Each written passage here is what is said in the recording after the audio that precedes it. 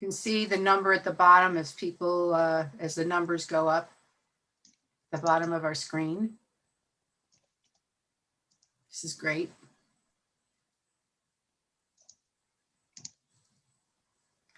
As we're entering, I just want to say I'm Rabbi Susan Nanus from Wilshire Boulevard Temple, and so happy to have you here with these 4 illustrious panelists. I'm basically just going to ask questions and let them talk, and it's going to be fascinating.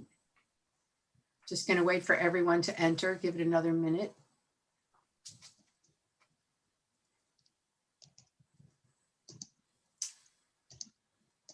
All right, I think we're going to start. So good evening. This is a panel on the anniversary of the murder of George Floyd. It's actually tomorrow. We're doing it this evening because we had another program scheduled tomorrow night, but in Judaism, everything starts the night before. So it's actually it's Erev. So it is the anniversary of George Floyd's death. And I am so privileged to have our 3 panelists with us this evening, and I'd like to introduce them now to you. We have Robin Washington. He's the editor-at-large of the online publication, The Forward, which a lot of us get. He's longtime senior editor, columnist, radio host, and documentarian across mainstream and ethnic media, and one of the founders of the Alliance of Black Jews. He serves as a board member of the National Association of Black Journalists and Unity Journalists of Color. Welcome, Robin. Thank you, Nice Susan. to have you. Bye-bye. We have Dr. Erica Holmes. She's a licensed clinical psychologist, and she's the executive director of the Champion Counseling Center at our sister church, Faithful Central Bible Church. She's the director of the Psychological Trauma Studies Specialization in the Masters in Psychology program at Antioch University, Los Angeles. And she specializes in treating trauma resulting from race-related violence, and lectures on African-American identity development, and she teaches racial identity. And she also lectures and works with empowering women in relationships. Welcome, Erica. Thank you. And by the way, Robin is in Duluth, Minnesota, and Erica is here in LA with us, and Dr. Bruce Haynes. He's a professor of sociology at UC Davis, and he's a senior fellow in the Urban Ethnography Project at Yale University, former assistant professor of sociology and African American studies at Yale University, author and scholar of racial and ethnic relations in urban communities, and awarded the Albert J. Roboto Book Prize for the best book in Africana religion for his book, The Soul of Judaism, Jews of African Descent. Welcome, Bruce. Thank you so much for having me, Rabbi. Nice to have you all. So before we get into the general discussion, I wanted to ask each one of you a little personal question so we can get to know you and your sensibility. I'm going to start with Robin. So you're the editor-at-large at The Forward. Does that mean you can write whatever you want? Number 1. And number 2, I know you did a very interesting article on the Yort site because Robin is Jewish and African-American. He's a Jew of color of George Floyd. And I'd love you to talk a little bit about that and what's going on with George Floyd that you've seen in the country. Sure. Thank you, Rabbi Susan. So yes, the editor-at-large, you hit the nail on the head, can write whatever she or he wants to write. Or they want to write. I don't have to run it. We have an editor-in-chief, that is Jody Brudrorin, and she gets the job of putting the whole thing together. But not only am I a writer, but I also, if you will, my portfolio is enhancing the diversity of the Forward. Forward has been around since the late 19th century. It was the Yiddish Daily Forward, or Forwards. My Yiddish isn't that great, but I know some necessary words. My grandmother read it faithfully in Yiddish when I was a child. I remember it. Right. And it continued in print until not very long ago. And now, of course, it's online. We actually have it online in Yiddish. So there is such a thing as computer Yiddish, I suppose. And so, again, not only am I a writer, but I assign stories too. I just started this, 2 months ago. I've been in the business for 40 years. One of the few, you can count on a couple of hands, African Americans who were editors in chief of daily newspapers in the country. There literally have been more Black members of Congress than there have been Black editors of mainstream daily papers. And that's what brought me to Duluth, Minnesota, along with Tempo Israel, my little stroll here. I was the editor of the Duluth News Tribune. So that's something of what I do. And that job is not done and won't be done for a long time. It's fantastic that Forward has me on staff, but that's the beginning. That is not the end.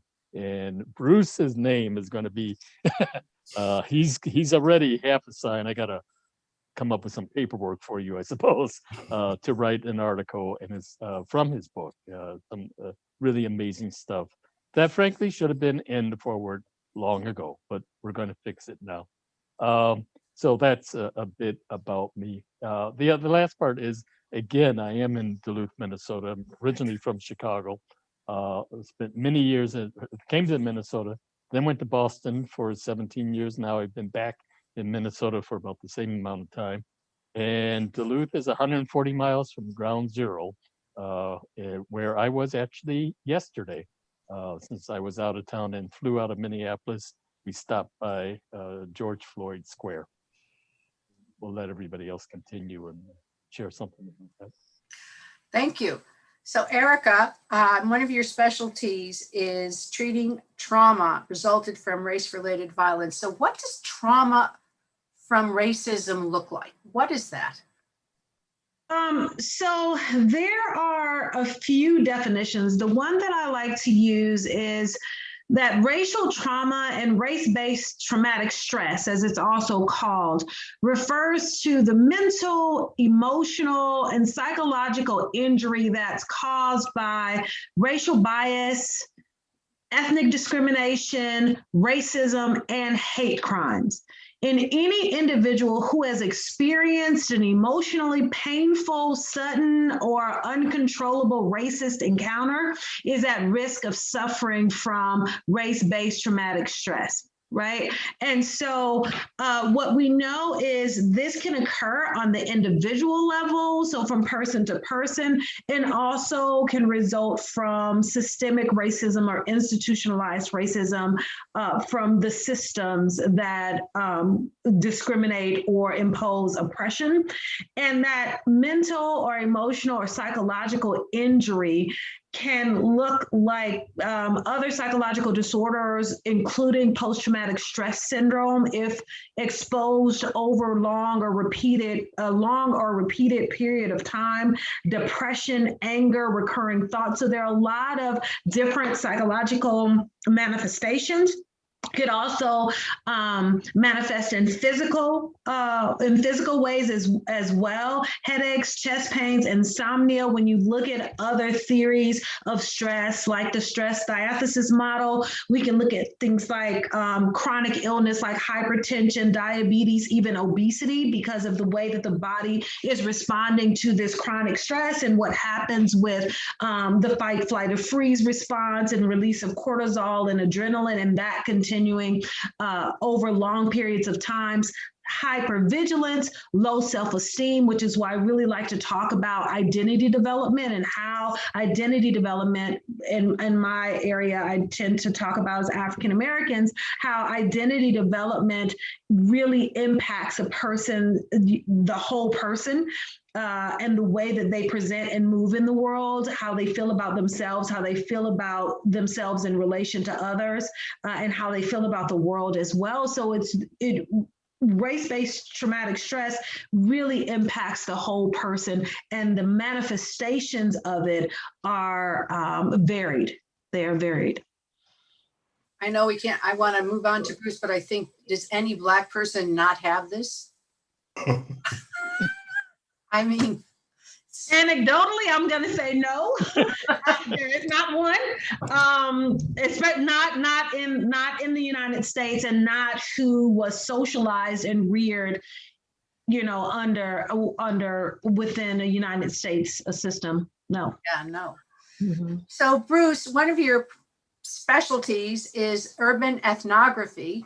And we talked about this, and you look at neighborhoods, and why is the whole George Floyd phenomenon and the murder and then the trial, which we're going to go into, and the verdict, why is that important to neighborhoods? Well, first, let me say, I think you were very astute in thinking that every Black person must experience that. Because as I was listening to Dr. Holmes, I kept thinking, well, you're describing my life. Yeah. And so I appreciate you getting it. But in terms of the question you're asking me, the role of segregation looms large in all the different levels of racial inequality that we talk about. But in particular, when it comes to Mr. Floyd, there's a long history of violence as it refers to Black communities. So we all know about Tulsa, but Tulsa is just the tip of the iceberg. If we look from the period of the 1860s, we see violence directed against Chinese Americans in particular. But then right after Reconstruction, we see a racial hysteria take hold of the country, where half of the counties in the country become all white. And they've done so with violence, and they're driving their Mexican and Chinese and Black residents out of town. And so when you look at the history of segregation, we often, and even in my own research, I focused on redlining and the FHA and what happened in the 20th century. But I've since recognized how important racial violence has been in perpetuating and setting in motion segregation in the first place. Wow, that's really interesting. Well, we're going to move now. I'm sure we'll come back to that topic because violence is the core of the whole George Floyd experience that everybody finally witnessed or finally opened their eyes and saw something that they'd seen many times before. So I want to ask each one of you, why do you think it was this particular experience, this with George Floyd, that created this huge movement and reaction, whereas it hadn't before? So I'm curious, and anyone who wants to speak, just go ahead. I'm going to answer by saying, I don't know. I've been asking that question. That's the single biggest question I've been asking for the last year. I have no idea why it took this. I thought that Walter Scott, the Black gentleman who was shot in the back by police, killed when his body hit the ground, the two cops came up to him and one dropped the taser right next to him to make it look like he had the taser.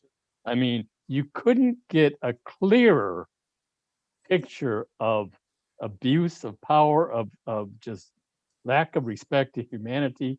Look, all my life, I've been skeptical for good reason, and I've had my own incidents of police, at the very least, doing bad police reports, if not just out and out wrong and lying. This was clear as day.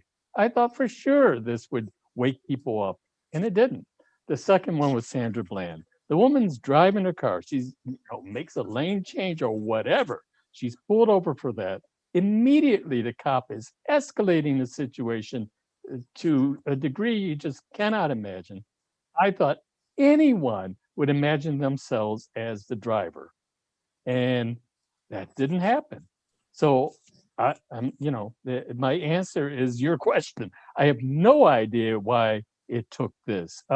Obviously, this was horrific. You saw a man die in front of you. I get that, but the other two.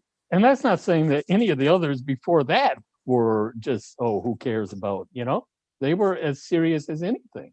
But how in the world, the world did not respond to a Walter Scott is beyond me. And Sandra Bland, how in the world anyone could not identify with her. You certainly couldn't identify with this cop screaming and yelling. And I'll just go on to say that one of the problems, I just talked about this yesterday at George Floyd Square with people, in the whole George Floyd incident, was the very beginning of it When the first cop shows up, Officer Thomas Lane, he's 4 days on the job. And within 20 seconds, 10, I think, he pulls his gun, raps on the window, and is yelling expletives at George Floyd. If he didn't get that from the academy, where did he get that? So, I'd love to follow that up with, there's George Floyd, but there's also Trayvon Martin. And Trayvon, I think, kicked off this conversation in a big, big way. And for me, sociologically, what makes Mr. Floyd's death so unique is that we have so many visual representations of it. We have multiple videos from multiple angles, from the position of the police, from the various positions of the police, from onlookers.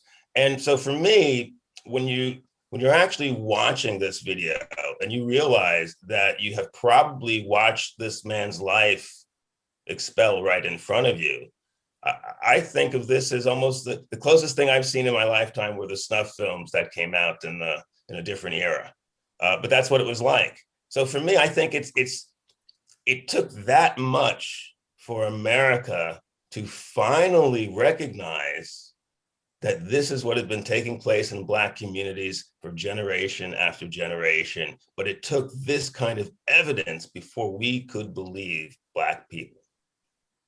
Erica, didn't you have a theory too? Yes, I was going to say, I really think, again, I don't know. All of this is speculation and us trying to understand from our various points of view. But I really do think that this kind of was a perfect storm. I think that the fact that we were going into or were at the beginnings of a global pandemic where basically the entire country was shut down and everyone had their freedoms removed, that was an impact, right? Because there were many people, you can tell by some of the political controversy now around vaccines and masks, people who had never experienced their freedoms taken away for the first time in their lives and maybe the history of their family's life, their freedoms were taken away. You can't go where you want to go. You can't not wear a mask or not do. So I think that, that may have created space for some empathy. I also think in the same vein, people were at a place in this country where they were forced to stop, to slow down, and to actually kind of experience what was happening locally, nationally, and internationally. That for so many our lives are so busy and we'll say, oh yeah, that was horrible what happened to that person on TV. And then I'm on to the next thing because I have to get up and go to work or I have to take care of all these responsibilities. So people were kind of primed to stop and pay attention and they had time. And I also think that, the younger generation of today are more global, right? Are more global in their friendships and their understanding of the world and their connection to the world through social media and all of those things. So I really do think that there is, I really do think that there were a lot of factors that created the momentum to say, what this is happening, as we were talking earlier before the presentation, that for some people, they really didn't understand, even though these other incidents had happened, they really didn't process that this was a real thing happening to real people in the country that they love. And so I think that there were a lot of factors that paved the way for people to say it's time to do something, and not just Black people saying it, but people of all races saying, or of many races saying that we have to stop it. Were you surprised at the reaction of the world, not only in the United States, but all over the world? Were you surprised? I think for myself as an African-American woman, raising an African-American son and daughter, I was very surprised because as Robin mentioned, this has been going on. Like this is my life. So I was like, what? This one incident, and now people are saying this is horrible, and other countries are like, protesting in their country. So I was really shocked. I was very shocked because it has happened. This is a state of policing in America in communities of color, right? And so I was shocked that I sadly, maybe kind of very pessimistic of me, I never thought that I would see that in my lifetime. So it actually, as horrible as it was, and the pandemic and the shelter in place and all of those things, as horrible as those things were, and as terrible as his murder was, within that, for the first time in a long time around race relations, there was a glimmer of hope for me. What about you? And let's also remember that policing was in the spotlight. Mm-hmm. And this was an egregious use of force. And, for me, I come from New York, and these incidents, when I first started teaching in 1995, it was a woman named Eleanor Bumpers who we talked about.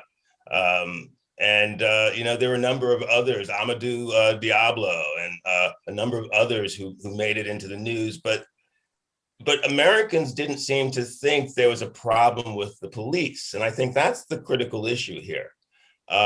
Because we're recognizing that there are police who are out of control and are using their badge as to do vigilante type work. I mean, for me, even when I look at the policemen who are working with the gentleman who killed Mr. Floyd, their contempt for the community is palpable. If you reverse the circumstances, predominantly white citizens on the sidewalk, 3 Black policemen, white man being held down, is there any condition where we do not see that as murder? We do not see that as callous police who ignore the pleas of the citizens. No, it would be. Were you surprised, Robin, at the reaction? I have to say, like Erica, I was. And again, it sounds callous to say this because you do become used to it. We haven't mentioned, by the way, Rodney King, right. which should have been the gold standard, if that's a gallows way of putting it. But don't forget, and maybe the failure of Rodney King to ignite the imagination. Remember in the very beginning, for those of us old enough to do so, it did. When it first happened, you first saw that video, it was like, my goodness, how could this happen, right? And then you had the trial, and then you had the acquittals. The defense attorney, that's the defense's job, right, is get their client off. Their argument was, to say disingenuous, but their argument was, there must be some philosophical term, maybe Bruce, or maybe Eric, but they argued, they slowed down the video to frame by frame. And so then they said, well, you say he's being hurt, and here's the baton striking him. Now I slow it down. Is the baton hitting him now? No. Is it hitting him now? No. Is it? Well, of course not. But life doesn't work frame by frame, right? And somehow this schnooker, maybe a jury, and it was almost all white. There was one Hispanic lady who indeed was the holdout on the one case, but, maybe they, in fact, she said this, it's coming back to me now, I covered this. She said they heard what they wanted to hear, she said of her fellow jurors. So, here we are, goodness knows, how many decades later, and finally it gets through. So, I was surprised after seeing all this. Philando Castile, another one here in Minnesota. That should have been it. I mean, Earl Gardner. Shut, right? Well, can I stick with my Minnesota? and the argument on Philando Castile, seriously, was that the officer feared for his life. And we've had no end of those. Officer feared for his life. And that was similar to the case, is it hurting him now? Is it hitting that, right? So, is there 2 seconds in which Philando could actually shoot the officer. Well, yes, there's 2 seconds, but that's not the point. He said he had a gun. He said to, put your hands, or whatever the case was. He did what he was supposed to do, and you still shot him. So, and then ironically, I'll just, in the Minnesota tour here, the officer of Somali descent who killed the white woman in the pink sweater, and he was convicted. And I can't tell you what would have happened around here had he been convicted, but Chauvin not, right?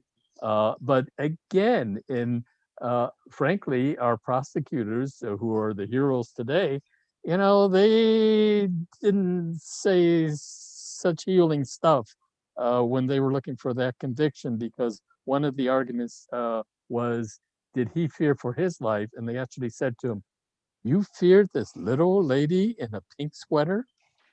Meaning it's okay to fear a black man in, a beret or a t-shirt or whatever, So that perpetuated the stereotype.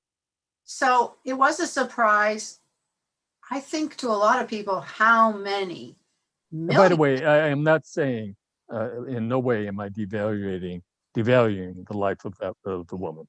No. In that case, it was terrible, and he should have been convicted. Right. That's not the way to do it.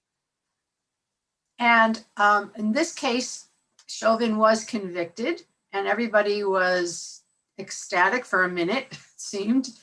But, and it's been not that long. How long? 2 months? 2 months, 3 months since it happened? Even that long? The conviction? Yeah.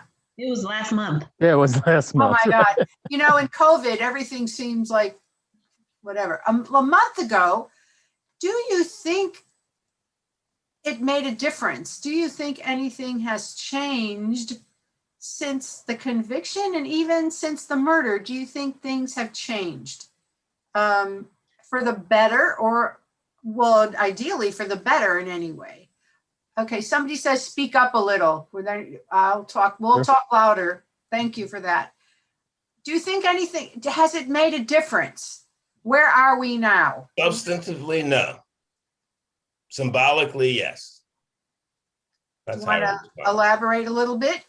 Well, I think for me, I have to say, I've been teaching race for a long time. And if this policeman was not convicted, I was going to lose a lot of faith in the criminal justice system. And, I grew up with a father who was a parole officer in the South Bronx in the 60s. So for me, it was deeply symbolic. But substantively, nothing is changing until we do things about body cameras. Nothing is changing until we do things about police accountability, both at the local level, but also in the ability of the police to develop these atrocious records and then switch police forces, right? So we need a national database to track this, right? So there's a lot of information that policing has purposely avoided collecting. And that's the same with police stops. And so data and information for me is the way to go, and accountability for your actions is what we have to hold our police to. Okay, Erica? Yeah, I was going to say, and I totally agree. I really see Chauvin as maybe a goodwill gesture, but there's systemic issues across this country with policing of minority communities. We could talk about, the economics, right, of poor communities, which are primarily minority communities. So policing in these communities, and there are many statistics that housed by the Department of Justice that talks about, police stops, searches and frisking, arrest, and also, convictions compared to others and whites. And so it's a systemic issue that if you think about or look at how many have been shot and killed since within this past year, right, there has not been a true decrease. Rabbi, let me ask you, I'm not convinced America's really ready to reconcile with itself. I mean, here in California, when I first moved here, I used to hear about Humboldt County and the marijuana industry, and I was watching brothers and brown folks from Oakland heading to jail for small amounts of marijuana. And now that's a multi-billion-dollar industry that was set up in a way that barred poor people from access to it. So you talk about hypocrisy. It seems to me that when white people choose to do it, it's okay. And if Black people do it, maybe not okay. I'm not going to argue with you. I'm not going to argue with you. I know exactly what you're talking about. It was illegal, and mainly Black Americans were thrown in jail for pot and drugs. And suddenly now my nephew is in the cannabis business, you know? And Making millions. not yet, not quite. But the point is, Yes. it's a business now, and he's 30 years old, and like, it's a career. It's a little bit like rock and roll.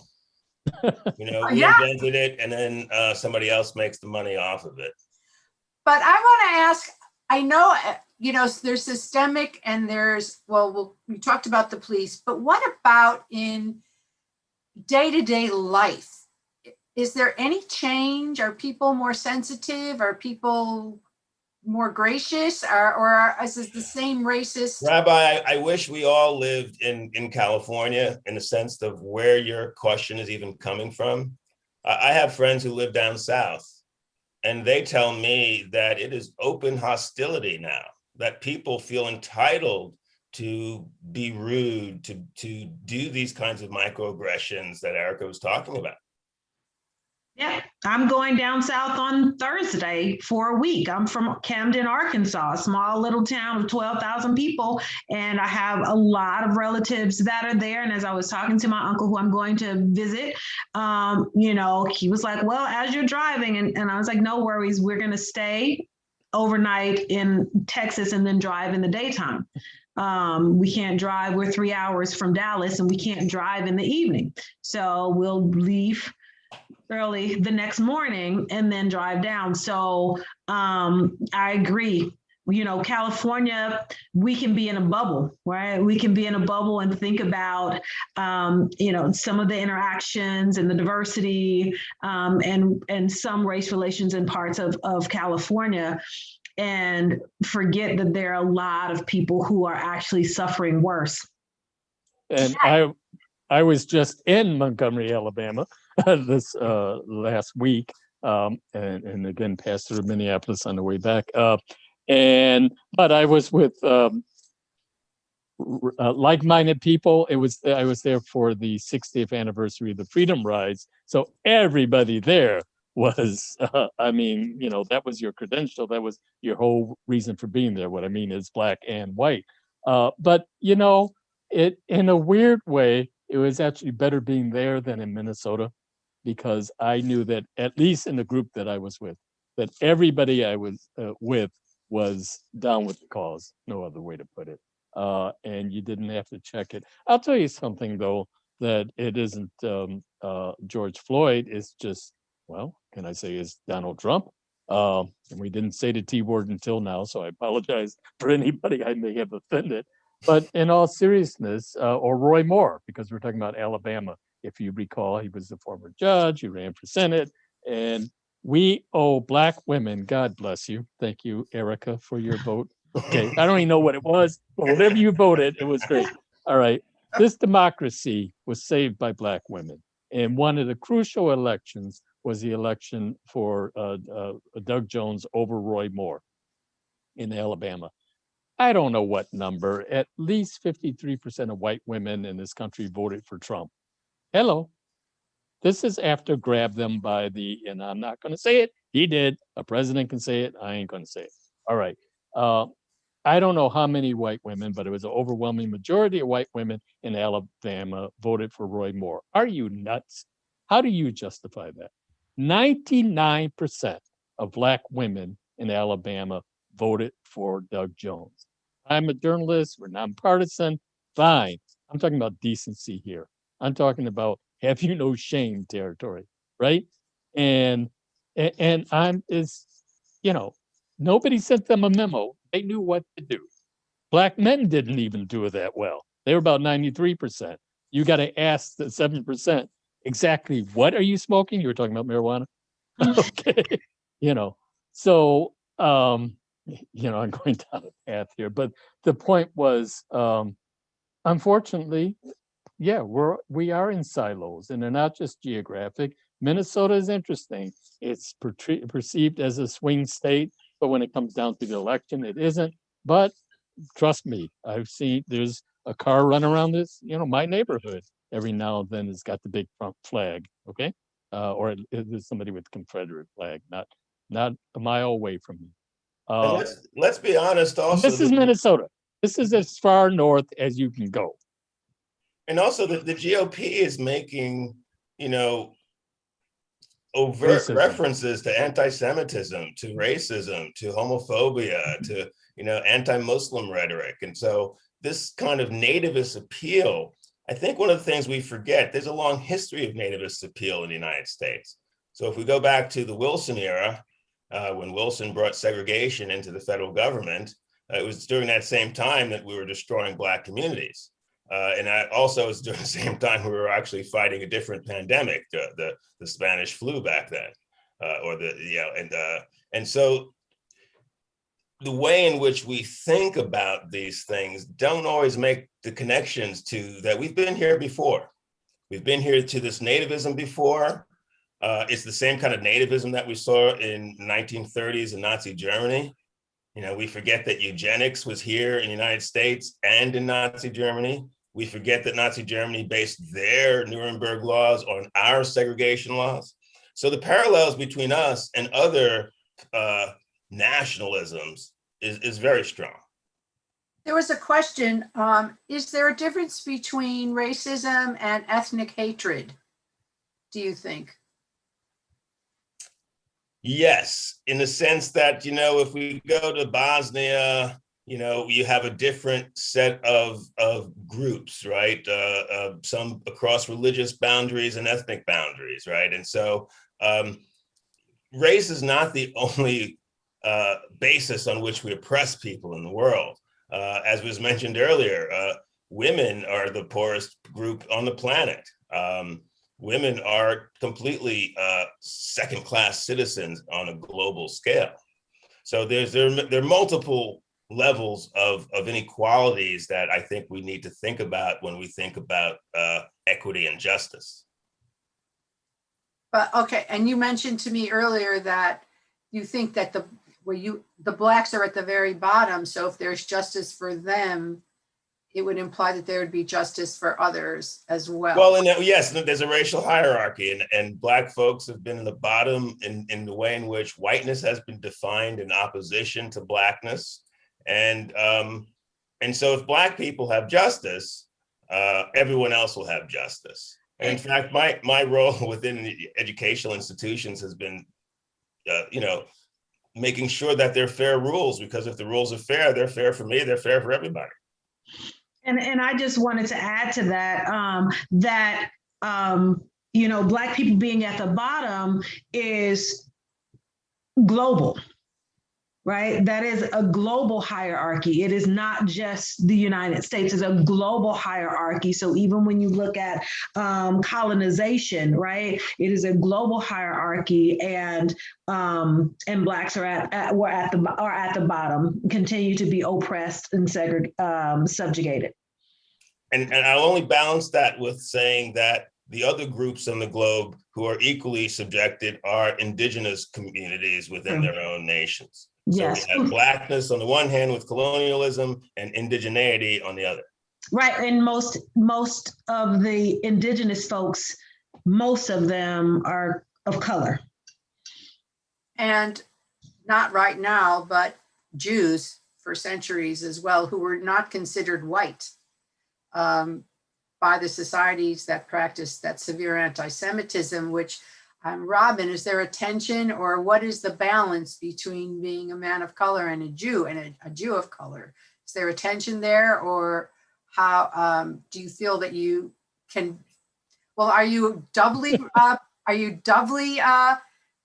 attacked? Look, this is my reality. This is what I've been Black all my life, been Jewish all my life, and if I can't tell you what friends I lost from one or the other because I probably didn't have them in the first place. The best way of putting that would be the late Reuben Greenberg, who was the police chief of Charleston, South Carolina, was African American and Jewish, and he did convert to Judaism. When he converted, people said to him, "Are you crazy? You know, don't you have enough people hating you?"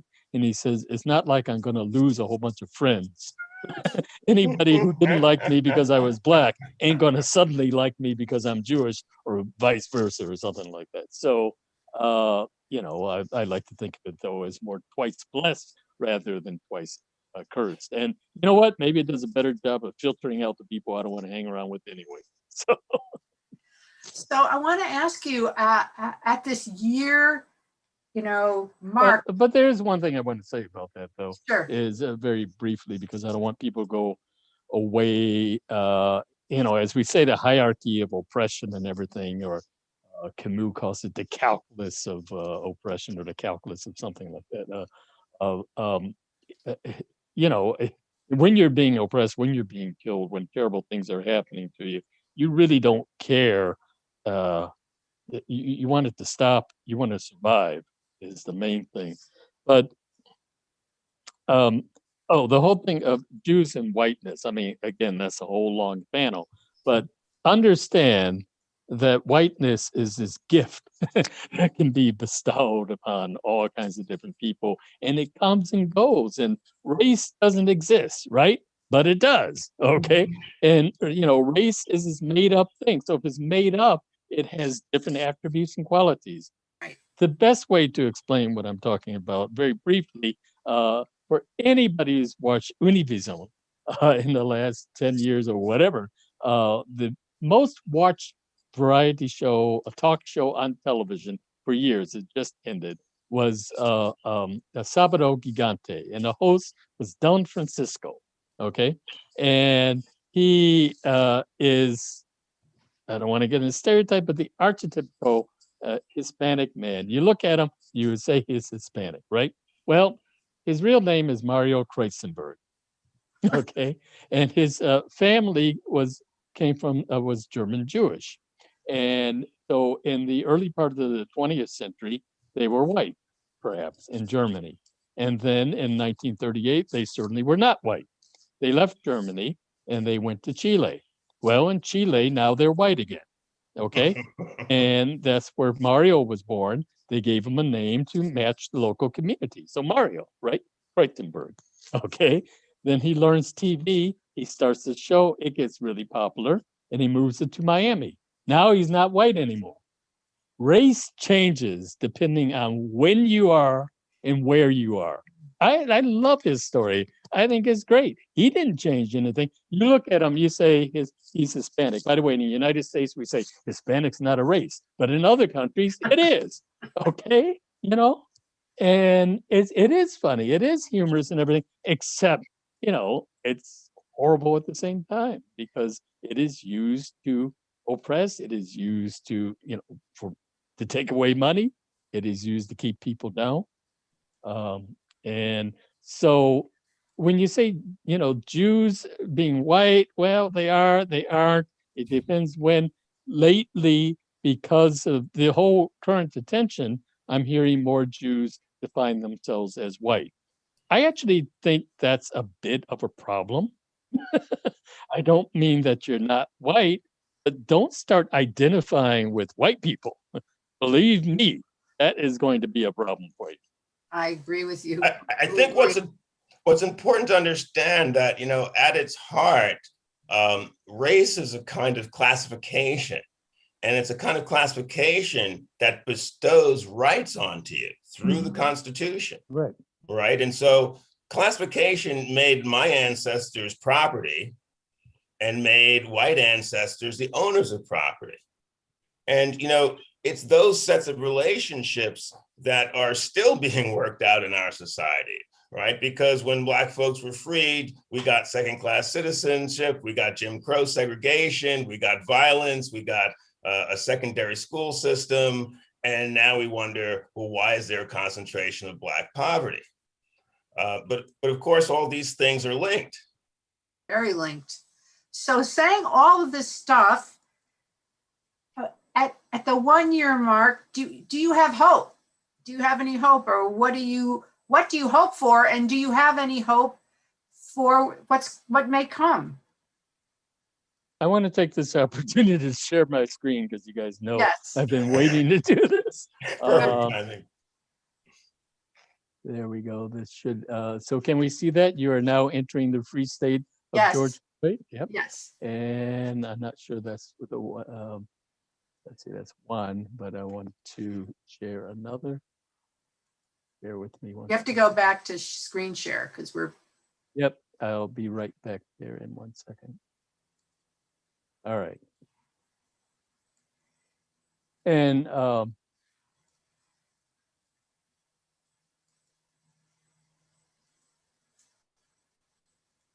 Yeah, someone just texted an important point, anti-racist work is a race in progress, anti-sexist work is a work in progress. I certainly agree with that. Yes. Okay, Bruce, we've seen the first one.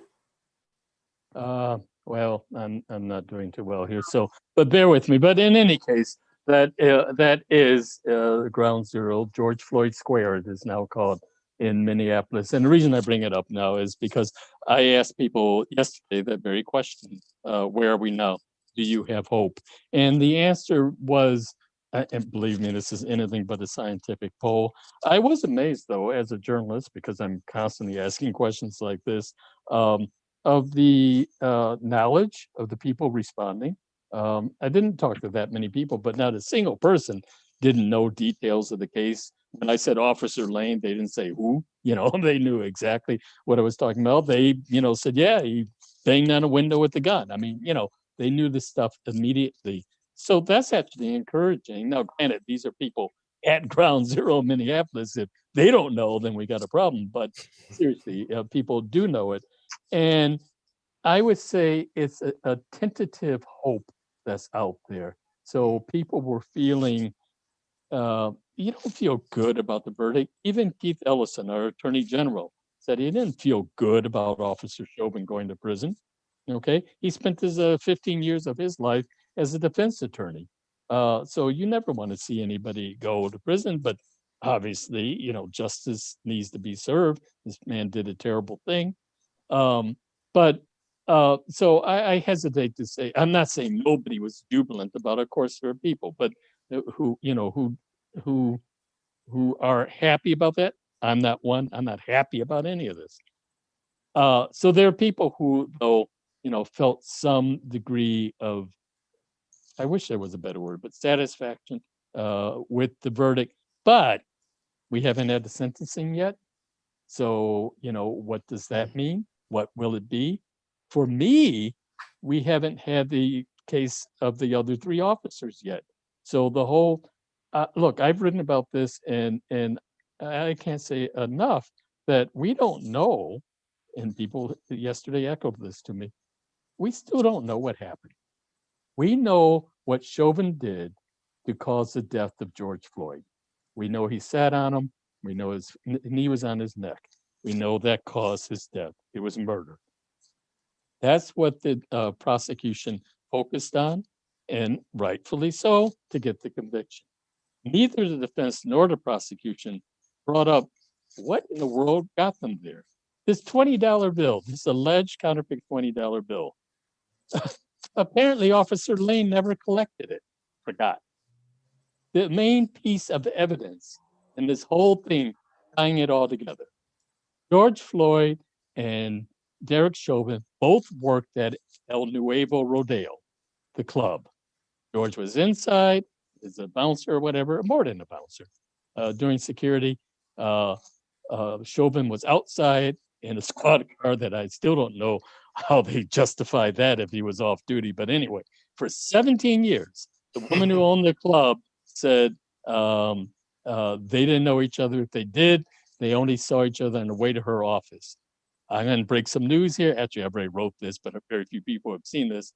I found testimony she gave in a licensing case about her club 10 years earlier, where she said the opposite, where she said the off-duty police officers have direct and constant contact with the inside security. Wow. Somebody needs to follow that up. Look, I'm a journalist. I want to know what happened. Am I casting aspersions on George Floyd's record? I'm just asking what happened. Okay. I'm asking you, are you hopeful about the future Well, of America? okay, I have to be a journalist. And the reason I bring this up is because what if this just, okay, Chauvin goes away, the other guys go away, and it's all neatly packaged. Unless you address the problem of policing, the problem of recruitment, the problem of whatever nonsense Officer Lane was taught at the academy, okay, nothing is going to change. Let's assume, though, that you do change that. I'm sorry, I still want to know what happened. How did we get here? And to me, it's amazing. Maybe the court of law isn't the place to do it. The defense's job is to defend their guy. The prosecution is to put them in jail. Nobody's job is to tell you the truth, except us journalists. But, We'll have to wait and see. So, okay. So Bruce, thank you. Thank you, Robin. By the way, the importance is if they didn't know each other, remember there was a co-worker who said in the beginning, they didn't know each other and there was a beef between them. Then he immediately recanted. Well, there's 30 other people at the club and only 2 out of 30 at least had anything to say. So I just leave that there. It's very interesting. It's interesting if they did know each other and this was personal and not just racism. It was racism plus personal, possibly. that would be the ingredient. Yeah. So Bruce, what do you think? I think that we need federal legislation. And until I see some sort of systematic accountability on the part of policing, whether that be a standardizing of using body cams, whether that be standardizing of certain procedures that they have to follow. But it seems to me that we are still witnessing cases on the news of police chases of unarmed Black people that end in violence. And I think one of the things we're underestimating is, why are the police engaging in violence? Now, as a young guy who grew up in New York and who knew a lot of folks who sort of went into law enforcement, one of the things that I think is part of the culture is that you don't cross the police. They respect the badge. And if a Black person somehow crosses that line, or they feel they've crossed that line, they get violent retaliation. And I think there's been a long history of that anecdotally captured in Black communities. And that goes all the way back to the 1970s when we're talking about, Serpico and Morgenthau in New York.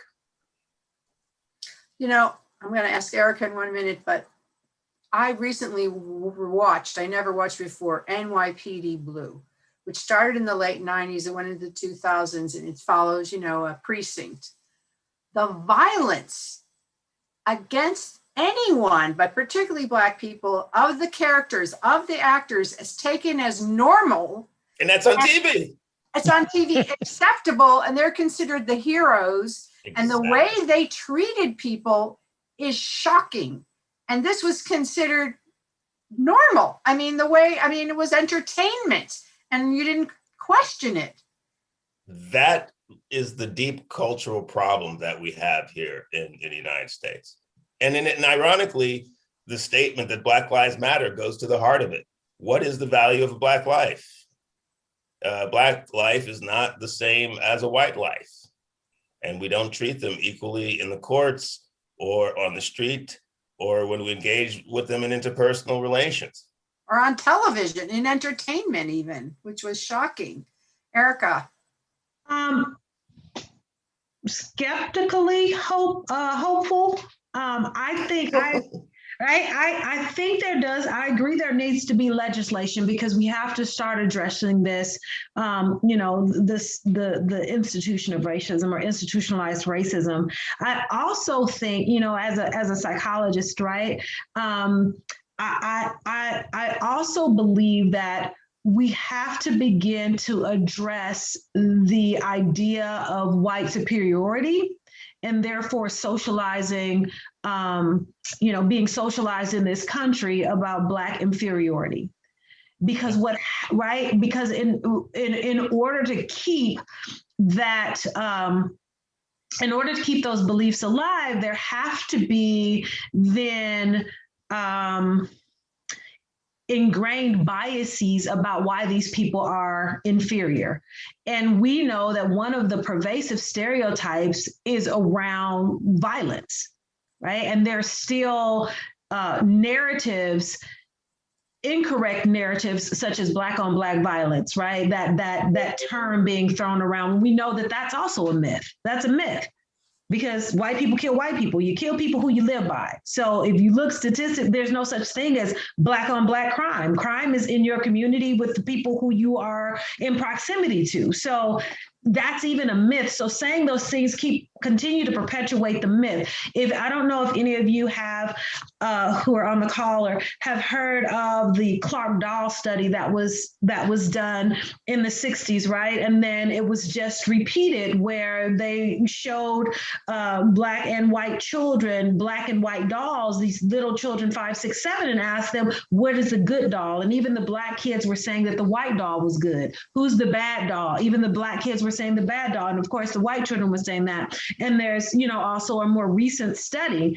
And so what happens is when you have children as small as 5 and 6, understanding the difference, the hierarchy, the power difference, and also attributing behavioral characteristics to the color of skin, those 5 and 6-year-olds grow up to be 19 and 20-year-olds who get on a police force. So if you already have these biases and stereotypes and beliefs about people, what happens is even a neutral stop becomes charged. Before you get out of the car, because of the color of your skin, I'm afraid of you, because I've learned very early on that people who look like you are violent.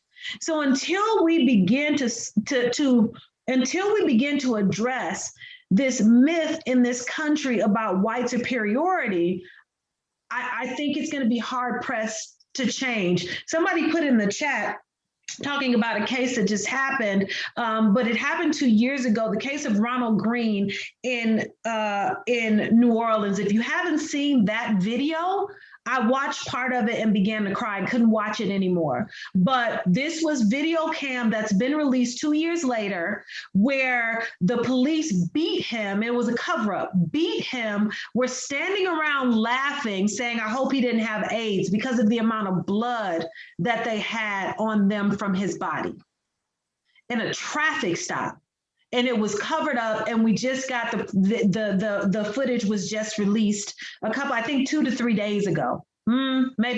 Maybe last Thursday, maybe it's been a week now. So now there's an ongoing investigation, but they beat this poor man who did not have a weapon and was not posing a threat. So, that's why I said there have been so many incidents since that time, but until we address this socialization around white superiority and Black inferiority, I think we're going to be hard pressed to change. And the only other thing that I'll say, because I saw something in the chat about what can we do, I think there needs to be federal legislation. I agree. I think there needs to be police reform. And I think that those who have power need to use their power in everyday situations. Because I know people are hearing racist jokes, racist stereotypes, seeing people being treated differently. Silence is a statement. Yes. Right. Rabbi, I'd like to follow that up. I completely agree with everything Dr. Holmes just said, that we really have a deep cultural problem. But I also want to emphasize that if I'm a white child and I grow up in an all-white suburban middle-class neighborhood, and all the people who wait on me my whole life happen to be Black, and all the people who serve me in the restaurants happen to be Black, and then I go into a department store and make the mistake and ask a customer if they're a salesperson, and now I wonder, well, am I racist? Well, no, we are being socialized into these sets of expectations, just like we get socialized into expectations that the doctor is going to be a white male. Right. And so it's culture, it's what we tell, the stories we tell and the stories we tell on television, but it's also the structure of segregation that continues to reinforce the notion that, well, if they live over there, why don't they leave? Well, it must be them. I don't know if you saw this thing on Facebook. It was this little white boy and this little black boy. They were friends and they insisted they were twins. Mm-hmm. Did you see that? And they said, oh, we're twins. We look exactly alike. We want to dress alike. We're best friends and we're twins. So obviously it's all learned. Mm-hmm. Well, it's learned, and it's picking up on what Bruce said, is reinforced by Right. my wonderful profession. Mhm. And I want to tell you, there are some of us who work very hard to do the opposite. So if I put a doctor on the screen, don't expect the white male with the nice white lab coat. I had a piece I did a few years ago. Somebody out of blue, I got this assignment to do a piece about thefts off of trucks going across the country. And when they get there, the load of Fritos isn't there. That actually happened. And so who did I have? Truck drivers, of course. What was my source? Women in trucking.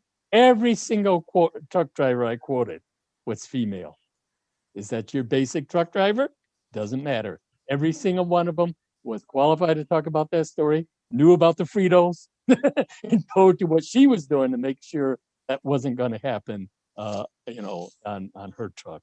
So look, we can do this. And can I give a hopeful note? I don't know if we're close to wrapping up. Yeah, or we're not, but kind of. the hopeful note Yeah. is we can do this because we have done this. Because when society, and society is not this great amorphous thing and, oh, it's somebody else, it's us. Dr. Holmes just said, those of you who are empowered to do something, do it.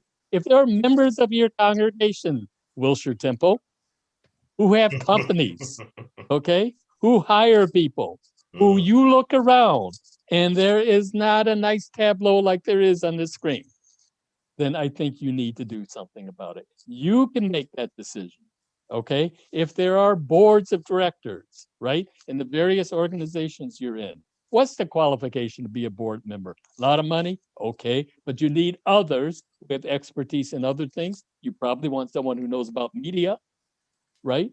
What color is that? All right. There are people who know about governance.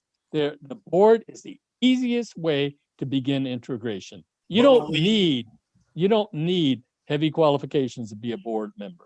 But when we use cultural scripts like they better play golf, that's when we go astray. Oh, right? When you go to people okay, you got to open up your world. I'm going to challenge everybody listening out there viewing this, because you're online, because you probably are on Facebook. Look at your Facebook friends, and you can friend me, facebook.com/Robin Burke, BIRK, and you'll see the most multicultural group you could ever find. Okay, if you don't have, I'm going to just get this one quote because I have to do it. Okay, Chris Rock puts it this way.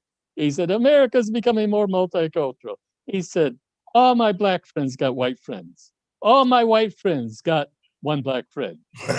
Exactly. Okay, Wow. if that's the case, there's work to be done. And I know we're over time, but I also wanted to just chime in and say, I agree, diversifying boards, looking at who you're hiring, and I also am like, parents, talk to your children, begin to have conversations about race, dispelling myths that, as Bruce has mentioned, Dr. Bruce has mentioned, about why are these people servers, and talking about, the social structure to keep people. So have those conversations. If I could have 2 minutes, I just want to tell this brief little story. Someone asked in the chat, am I afraid to go outside? And, do I get scared to go outside? Yeah, I don't have a fear of going outside. I don't have a fear of folks or people or even racial injustice. I have a belief that it's going to happen, but I don't fear that. Now, I will say that I fear my son driving.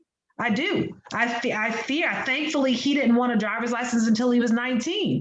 I was so happy and put it off, didn't say anything until he came. But just to give you an example of the power of talking, 2 minutes. When my son was 4, about to turn 5 in September, I was really having a debate about where to place him in school. To place him, when we talk about in the community in which we live, as you know, Dr. Bruce talks about segregation. I live in a segregated community, which is primarily African-American, under-resourced, even when I put him in private school. Or do I put him in a predominantly white school in a neighboring community, 10 minutes down the road? And I was really going back and forth about it and struggling. Long story short, we were coming home. We had gone to visit his godparents, coming home on the plane. There was another 4-year-old right in the seat directly behind him. Little white boy, let's call him Ethan. He's right behind him. So they discover each other talking about your Facebook, these friends, right? So they discover each other. They're both 4-year-old boys with testosterone. So they play for a while and get rambunctious. Then we both his mother and I, we tell them, sit down, calm down. So we did that a couple of times. So one time they gotten too stirred up. We said, okay, sit down, take a breath, calm down. And Ethan reaches over the seat, you know, to get my son's attention, like trying to tap him to play with him again. When he reaches over the seat, he touches my son's hair. And he says, and the mom is like, wait, you guys are, and he sits back and he says, Mom, I touched his hair and it feels weird. And I sat there and I took a deep breath and I was waiting to hear what the mother said, what the mother would tell him. And the mother said, oh, Ethan, do you want some crackers? Yeah. At that point, my heart sunk to the pit of my stomach and I fought back tears. Because the aliens are weird. My son's hair is different from his. It's different. And if she would have just said, oh, Ethan, it's different, baby, it's not weird. Right? 3-eyed monsters are weird. And at that moment, I said, my son at 5 years old will never have to negotiate his race. He will not have to negotiate his race. And I put him in an all-Black school with all Black teachers and a Black principal. And I was like, he can negotiate a lot of different things in my community, but who he is fundamentally, he will not question at 5 years old. So, you know, I'm like, talk, because you're right. When they're 4, they don't know. But we get so clammed up, or those who haven't had to negotiate their race get so clammed up about it that inadvertently, right, covertly, you reinforce it rather than saying, oh, baby, it's okay. We're just different and it's okay. There's no better or worse, but we're just different. So I agree. I think there are small things that we can do in our everyday lives, even starting with our children, our niece, our grand, and, you know, what we need to do systemically. Thank you all so much for this incredible, thoughtful, deep, important conversation. I'm friending all of you on Facebook tomorrow or tonight. And I look forward to more conversations with you. Thank you so much. I know Thank you so much for everyone inviting us. kept saying, this is amazing, and you all are amazing. And God bless you, and thank you so much. Thank you for your vision in doing this. Thank you. We need to do this more often. I agree, and we will do it again. And thank you, everyone, for joining us this evening. I think you will agree it was well worthwhile. Bye-bye. Okay, we're gonna end it now.